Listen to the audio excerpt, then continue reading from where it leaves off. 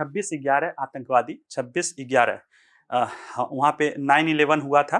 तो 11 सितंबर वहाँ पे, सितंबर पहले लिखा, मतलब महीना पहले लिखा जाता है, डेट बाद में लिखा जाता है। तो हम लोग भी ने कुछ कुछ किया कि 26/11 कर दिया, डेट पहले, और ये 11 नवंबर है, यानी 26 नवंबर 2008 को मुंबई में एक विनाशक जो है, कह सकते हैं कि एक आतंकवादी घटना होती है, कई सारे आर्थिक प्रतिष्ठानों पर होती है, और उसके कारण जो है सैकड़ों की संख्या में हमारे लोग मारे जाते हैं, कई सारे लोग घायल रहते हैं। उसमें जो प्रमुख साजिशकर्ता था, यानी 8 9 10 लोग आए थे, जिसमें एक तो मारा ही, एक पकड़ा गया था अजमल कसाब, उसको भी फांसी हो चुकी है। एक और आदमी था, पता चला पाकिस्तान का था, उसको भारतीय यहाँ लाए थे और वो भी मारा ही गया है। एक डेविड कॉडमैन हेडली है, वो अमेरिकी नागरिक है, जो है पाकिस्तानी जो है मूल का अमेरिकी नागरिक है, जिसने रेकी आदि की थी। वो अमेरिका की जेल में इसी हमले का वो सजा काट रहा है, उसको लाइफ सेंटेंस मिली हुई है, क्योंकि इसमें कई सारे अमेरिकी लोग भी मारे गए थे। और एक व्यक्ति जो इससे जो मेन रूप से जुड़ा था, बाकी अब इसके बाद पता चलेगा कि और क्या क्या है, वो है तवाहुर राणा। ये अमेरिकी सेना का एक जो है ऑफिसर था, डॉक्टर था। यह उसको छोड़ के कनाडा का नागरिक हो गया था, वहाँ पे इसने अपनी ट्रैवल एजेंसी चलाई थी, और इसने ही डेविड कॉडमैन हेनली के लिए, रेकी के लिए सारी व्यवस्था इसने ही की थी।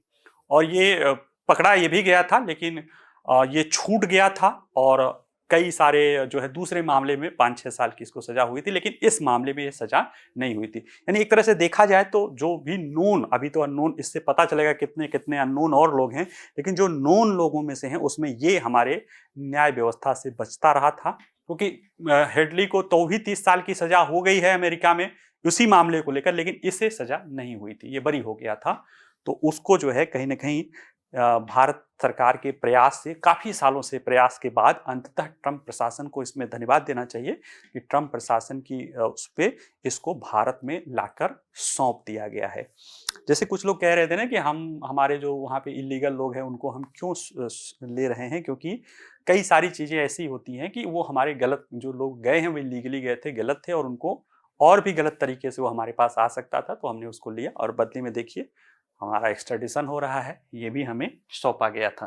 तो इसके बारे में ये है कि 26/11 का मुंबई आतंकवादी हमला जो है, LAT के 10 आतंकवादी आए थे, और वह जो है समुद्र के रास्ते मुंबई में घुसे थे, और मुंबई में 9 जगहों पर उन्होंने कत्लो-आम मचाया था। इसके द्वारा 166 लोगों की मौत हुई थी, 300 से ज़्यादा लोग घायल हुए थे। और इस तरह के आतंकवादी कृत्य में भारत में पहली बार कोई जिंदा आतंकवादी पकड़ा गया था, अजमल कसाब, और उसमें उसके लिए जो है एक वीर सपूत जो है मुंबई पुलिस का सिपाही थे, जिन्होंने जो है उसको पकड़ा था जबकि वो लाठी लिए हुए थे। खैर उसके बाद उसको सजा हुई और उसको फांसी भी हो गई। इसमें जो देखा जाए तो कौन है मुंबई हमले का दोषी तवाहुर राणा?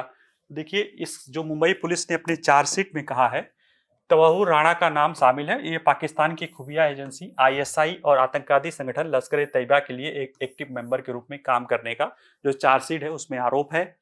चार्जशीट में तवाहुर राणा पर आरोप लगाया गया है कि उसे 26/11 आतंक हमले के मास्टरमाइंड डेविड कोल्डमैन हेडली को मदद की थी। अब ये मास्टरमाइंड था कि वो मास्टरमाइंड था, अब ये पता चलेगा, ये आया है। और तवाहुर राणा डेविड कोल्डमैन हेडली उर्फ दाऊद सईद गिलानी, इसके बचपन का दोस्त था। डेविड हेडली एक अमेरिकी नागरिक है। हेडली को अमेरिकी कोर्ट ने 24 जनवरी 2013 को मुंबई हमलों में शामिली का दोषी मानते हुए 35 साल जेल की सजा सुनाई है। और यह पाकिस्तानी सेना में एक डॉक्टर के रूप में काम करने के बाद तवाहुर राणा कनाडा शिफ्ट हो गया था। कुछ साल बाद वहां कनाडाई नागरिकता मिल गई। इसके बाद शिकागो में फर्स्ट वर्ल्ड इमिग्रेशन सर्विस नामक एक कंसल्टेंसी फर्म शुरू की।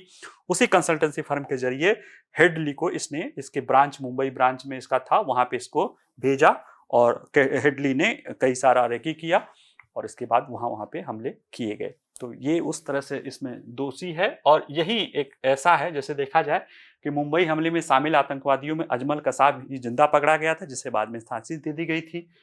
डेविड हेडली और तवाहुर राणा के अलावा एक और मास्टरमाइंड अबू जुंदाल भी इस हमले में शामिल था।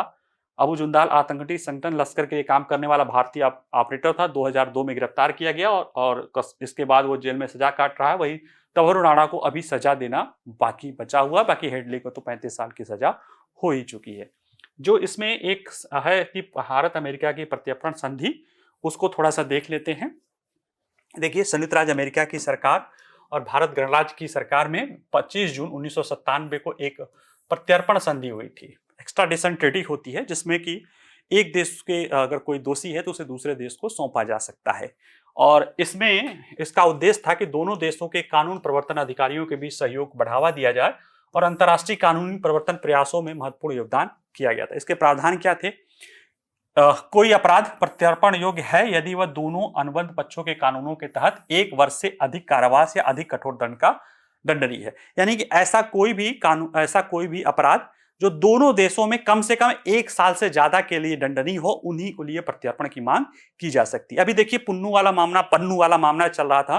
भारत में वो डेजिग्नेटेड टेररिस्ट है, लेकिन वहां पे जो वो बोलता है वो उसके लिए सजा का प्रावधान नहीं है, इसलिए वो एक्स्ट्राडिशन से बचा जा रहा। अब तो बेचारा शांत है क्योंकि वहां पे ट्रंप सरकार आ गई है, तो उसका गला दबा दिया गया है, मुंह दबा दिया गया है कि चुप मार के बैठ जाओ, और वो भाग के कहीं कनाडा न चला गया हो।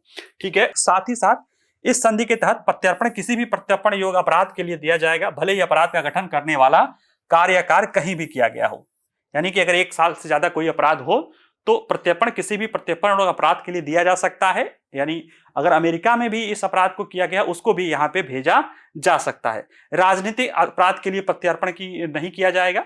हालांकि संधि ये कहती है कि सरकार के खिलाफ अगर जानबूझकर बंधक बना रहे हैं, अंतर्राष्ट्रीय स्तर पर संरक्षित व्यक्तियों के खिलाफ अपराध कर रहे हो, तो फिर ये उसको राजनीतिक अपराधों की श्रेणी में नहीं आएगा और फिर वो प्रत्यर्पण किया जा सकता है। यह संधि कहती है कि उस स्थिति में प्रत्यर्पण रोक लगाती है जब वांछित व्यक्ति को अनुरोध प्राप्तकर्ता राज्य में उसी अपराध के लिए दोषी ठहराया गया हो या दोष मुक्त कर दिया गया हो।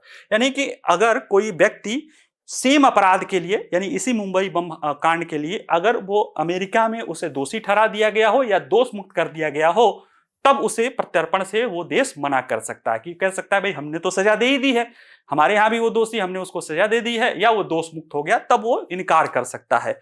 किंतु यदि अनुरोध प्राप्तकर्ता राज्य में सक्षम प्राधिकारियों से वांछित व्यक्ति के विरुद्ध मुकदमा चलाने ने मना कर दिया हो या आपराधिक कार्रवाई बंद करने का निर्णय ले लिया हो, तो प्रत्यर्पण रोक नहीं लगाती है। यानी उस कार्रवाई में मुकदमा ही न चलाया गया हो तब ये रोक नहीं लगाती है।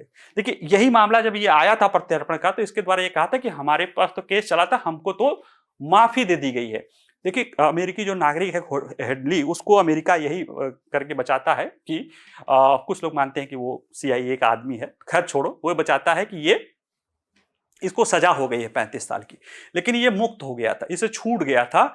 और इस तरह से देखा जाए तो ये उसी का हवाला देता है कि हमें दोष मुक्त ठहरा गया है। तो चाहते ही अमेरिकी सरकार तो इसे मना कर सकती थी, लेकिन सुप्रीम कोर्ट तक में ये गया और ट्रंप प्रशासन, इसलिए मैंने कहा ना कि ट्रंप का ये गिफ्ट मान लो, क्योंकि ट्रंप सरकार ने कहा कि ऐसे लोगों को सजा मिलनी चाहिए और हमें कोई एतराज नहीं है कि अगर इसे सजा मिले। और ऐसे में फिर वो भारत को कई सारी अपने जो लीगल सिस्टम का उपयोग करने के बाद इसे अंततः जो है कल 11 अप्रैल को जो है भारत लाया गया। और अब ये न्यायिक NIA कोर्ट में गया है, और ऐसा नहीं आते ही अब इसके पास केस चलेगा, जैसा मामला रहेगा, जैसी चीजें रहेगी, और संभवतः कुछ लोगों को लगता है कि इसे भी फांसी की सजा होगी, क्योंकि जघन्य अपराध है और उस अपराध की सजा कसाब को फांसी हो ही चुकी है, तो इसको भी जो है उससे अब देखते हैं क्या होता है। लेकिन ये एक भारत के लिए एक जो है एक सुकून की चीज है कि हम अपने ऊपर हुए एक गंभीर आतंकवादी हमले के दोषियों को भी सामने लाने में सक्षम हुए। ठीक है।